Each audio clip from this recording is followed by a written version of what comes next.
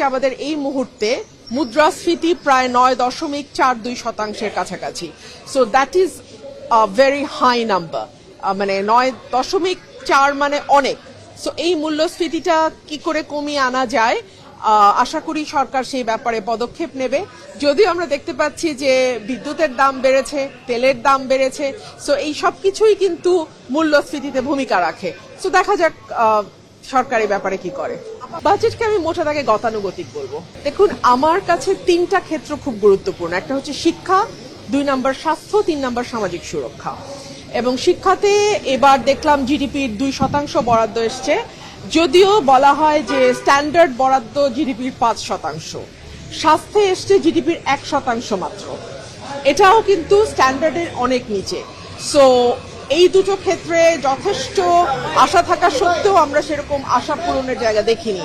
আর সামাজিক সুরক্ষা খাতে অতীতে আমরা দেখেছি যে প্রভিডেন্ট ফান্ড, গ্র্যাচুইটি, আপনার পেনশন, এই সব কিছু মিলিয়ে সংখ্যাটিকে বড় দেখানো হয়।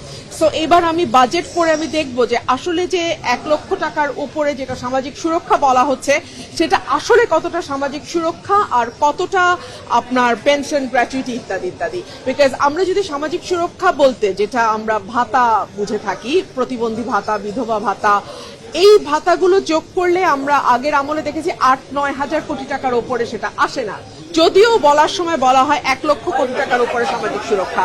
সো এবারও যদি আমরা পেনশন, গ্র্যাচুইটি ইত্যাদি ভাতা যুক্ত করে সেটা 1 লক্ষ টাকা হয়, তাহলে এটা আসলে প্রান্তিক মানুষকে তেমন কোনো সুবিধা দেবে না। হ্যাঁ, ফ্যামিলি কার্ড যেটা বলা হচ্ছে যে সামনের বছরের মধ্যে 41 লক্ষ পরিবারের হাতে ফ্যামিলি কার্ড যাবে এবং 14,000 কোটি টাকার উপরে সম্ভবত বরাদ্দ দেখানো হচ্ছে।